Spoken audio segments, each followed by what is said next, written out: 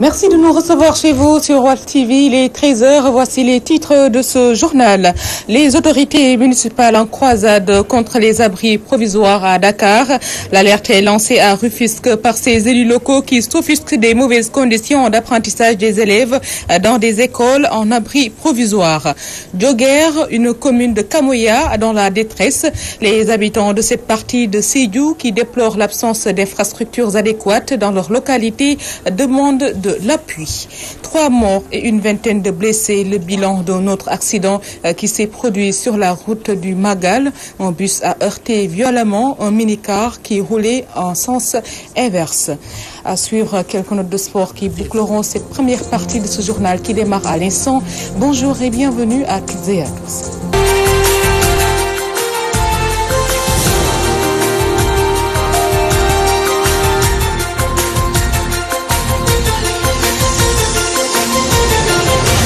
Les abris provisoires ont fini d'envahir la région de Dakar. À Rufisque, dans plusieurs communes, existent ces formes de classe qui mettent en colère les collectivités locales. Ces autorités municipales comptent y mettre un terme pour un enseignement de qualité. Un reportage de Najib Sagna. Rufisque, les mairies veulent effacer les abris provisoires dans leur circonscription communale. Dans plusieurs communes où existe déjà ce phénomène, des dispositions sont prises pour remplacer tous les abris provisoires afin de permettre un bon fonctionnement du système scolaire. À Diamniadio, il faudra atteindre 0 abri provisoire selon les responsables de la commune. Avec les moyens du bord, donc on envisage chaque année intervenir dans le domaine de la construction pour essayer de résorber le gap qui se trouve au niveau des abris provisoires. La mairie s'investit dans ce secteur-là pour essayer de diminuer le maximum possible le nombre d'abris provisoires au niveau de la commune. Dans la commune de Djahaï, le processus est également déclenché. Dans la commune de Djahaï, peut-être, on n'a pas beaucoup de ressources. On peut noter l'inauguration des 8 salles de classe. Et on peut dire que ça règle un problème criard qui est là, c'est-à-dire les abris provisoires. Les autorités municipales s'étonnent que dans la région de Dakar, existe encore des abris provisoires, d'où le combat pour 0 abri provisoire dans leur commune. Refuse Naïsana Télévision Alpha-Diri. Les populations de Dioguer, dans la commune de Kamoya, se désolent de leur mal-vivre. Elles se disent laissées avec leur souffrance, avec des infrastructures routières délabrées, et réclament ainsi assistance aux autorités. Dans cette correspondance, Lamine Bayo.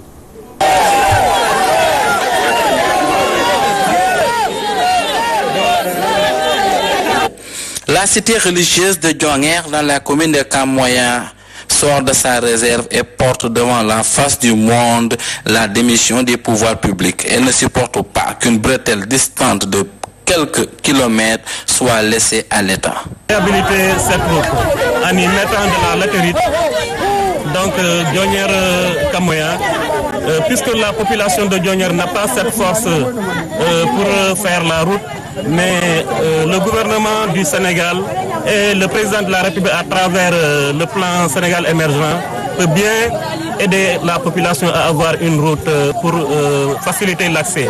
Quand vous savez qu'à Dioguer annuellement, on organise un gamou de dimension internationale, les populations viennent de partout de l'intérieur du Sénégal, de la Gambie, de la Guinée-Bissau, de la Guinée-Conakry et de la Mauritanie pour rallier Dioguer. Parfois, il est même difficile d'accéder dans le village. Les cars s'arrêtent au niveau de Kamoya et les pèlerins viennent à pied dans le village. Et c'est aussi l'occasion de demander à l'État de nous aider à électrifier. L'absence de voie qui permet à Dioguer de relier les autres localités complique les situations.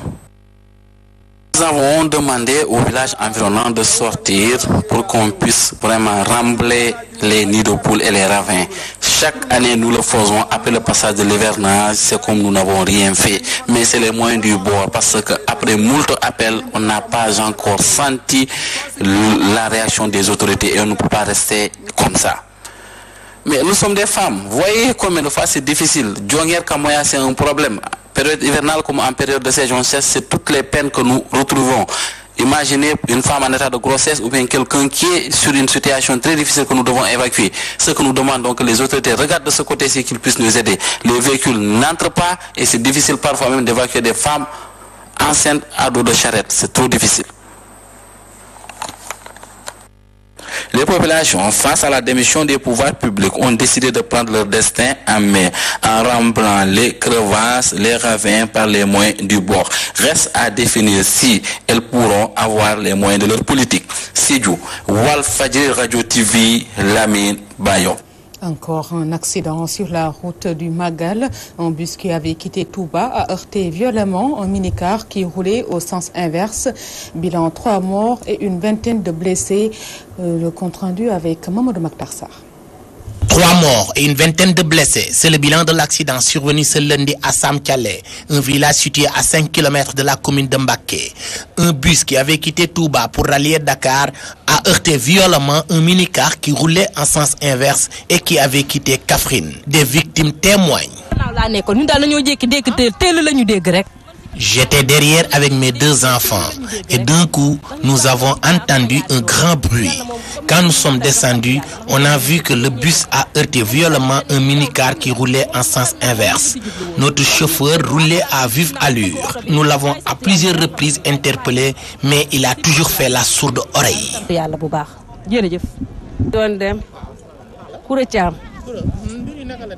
Mon nom c'est Koura Thiam. J'étais dans le bus. Nous avions quitté Touba et arrivé dans ce village de Sam Thialé, le chauffeur du bus qui roulait à vive allure est allé heurter le véhicule qui venait de l'autre côté. Il y a eu plusieurs blessés dans le bus et des morts dans le minicar.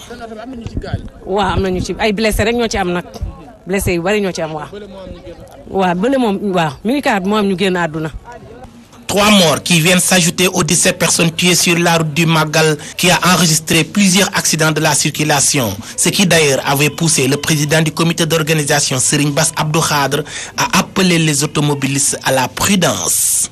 Touba Mbacké, Mamadou Makhtar Sarr pour la radio-télévision Walfadjri. Mamadou Makhtar Sarr, merci. Et nous allons parler d'un autre meurtre, cette fois-ci à Grand-Yoff. Un adolescent d'une quinzaine d'années a été tué par son ami hier soir. C'était aux environs de 22h. Après une banale dispute, nous allons y revenir avec plus d'amples informations. La vice-présidente du Conseil économique, social et environnemental inhumée ce lundi au cimetière de Pikine en présence du chef de l'État Macky Sall. Opposition, pouvoir, population ont déploré les circonstances de la mort de Fatoumata Mactar Ndiaye et plaident pour un retour aux valeurs de non-violence. Théodore Semedo a recueilli quelques avis. Facile pour quelqu'un qui a eu à partager avec elle plus de 20 ans dans un service. Pendant 16 ans, il a été mon enfant. On était ensemble tous les jours. Pratiquement, nous avons vécu ensemble matin et soir. Nous avons partagé des peines, des joies, des moments très intenses.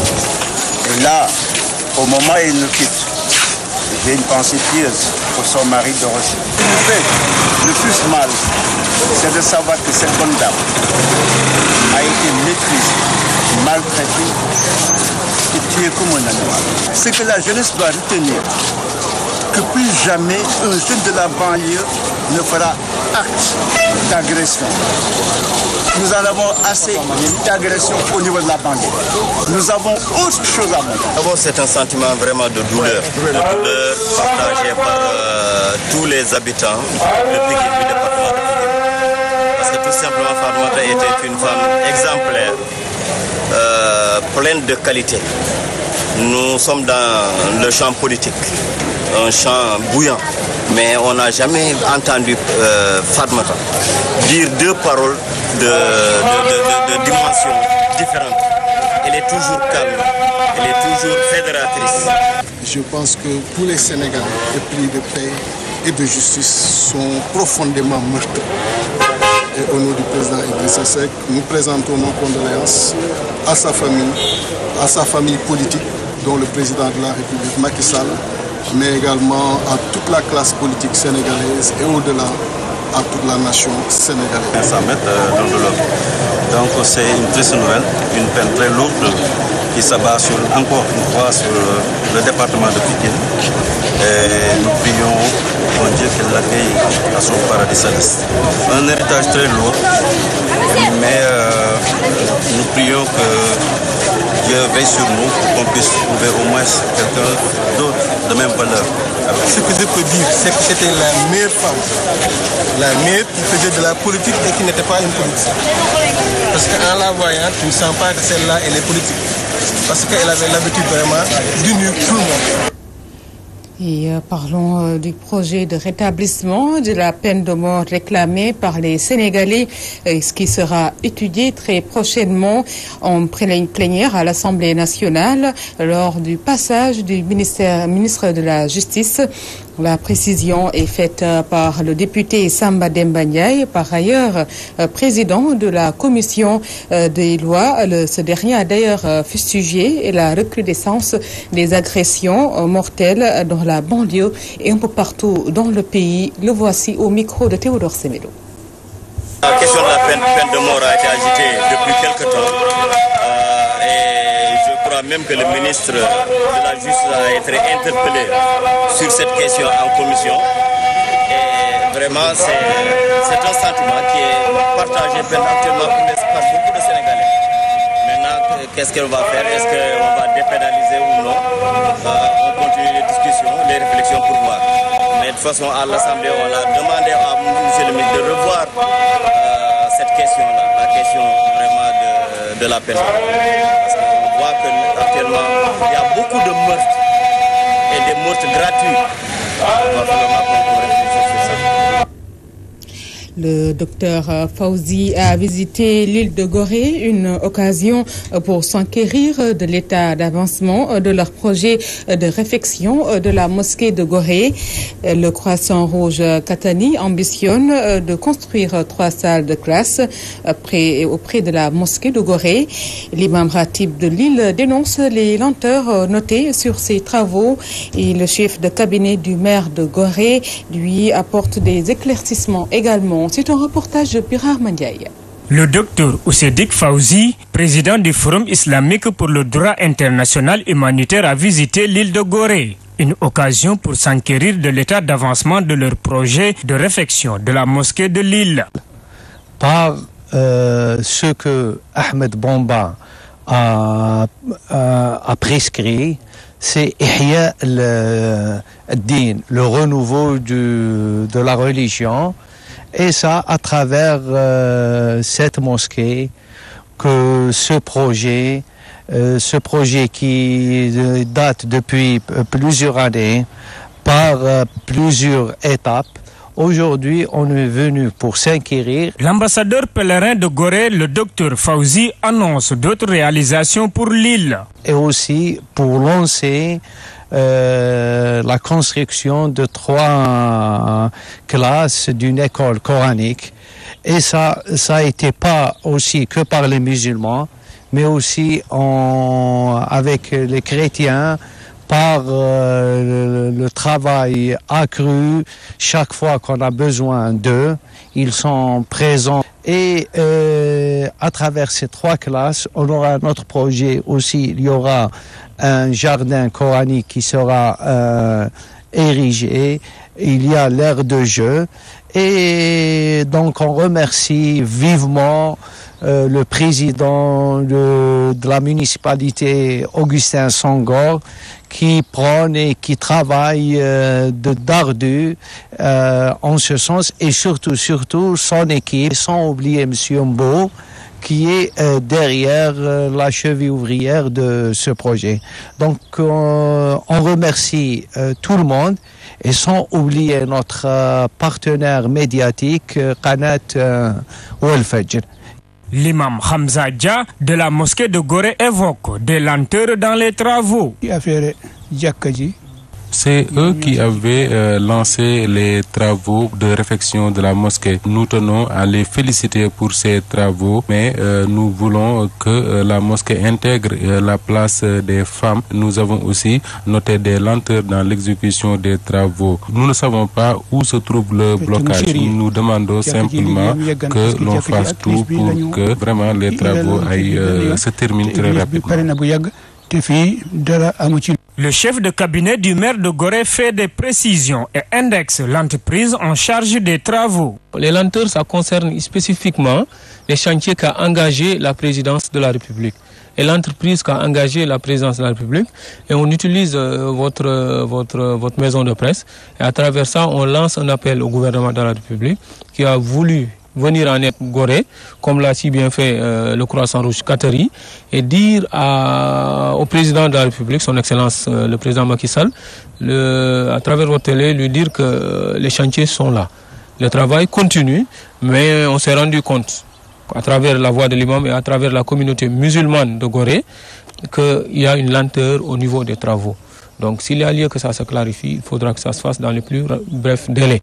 L'ambassadeur pèlerin de Gorée, le docteur Fawzi et le Croissant-Rouge Qatari ont érigé un mur de protection autour de la mosquée pour freiner l'avancée de la mer. Cette place, qui sert de lieu de prière aux insulaires, a été remblée et dallée pour permettre aux fidèles de faire convenablement leur prière. L'imam Ratib a prié pour l'ambassadeur pèlerin ainsi que le groupe Walfadjiri qui a fait le déplacement. Le docteur Fawzi ambitionne d'autres réalisations beaucoup plus fructueuses avec ses partenaires. Merci Birama Ndiaye. Une note de sport avant de boucler cette première partie de ce journal. Football Ligue 1 sénégalaise, 2 matchs choc cet après-midi au stade Demba Diop. À 15h30 AS Douane contre US Gorée et à 17h30 Niary Tally fera face au Casa Sport. Le remake de la dernière finale de la Coupe du Sénégal remportée par NGB. Le Jaraaf se déplace à Denis Biram Ndao pour jouer contre la Génération Foot. Ainsi prend fin ce journal dont je vais vous rappeler les grandes lignes. Les autorités municipales en croisade contre les abris provisoires à Dakar. L'alerte est lancée par les élus locaux qui s'offusquent des mauvaises conditions d'apprentissage des élèves dans des écoles en abri provisoire. Dioguer, une commune de Kamoya dans la détresse.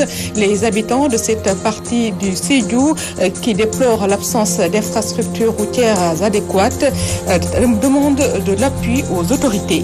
Puis 3 morts et une vingtaine de blessés. Le bilan d'un autre accident qui s'est déroulé sur la route de Touba. Un bus a heurté violemment un minicar qui roulait en sens inverse. Puis meurtre à Grand-Yoff, un adolescent d'une quinzaine d'années a été tué par son ami hier aux environs de 22h suite à une banale histoire. Un grand merci à Diarato Penda Dialogué qui a assuré la technique de ce journal réalisé par Elhadji Ousmane Sène.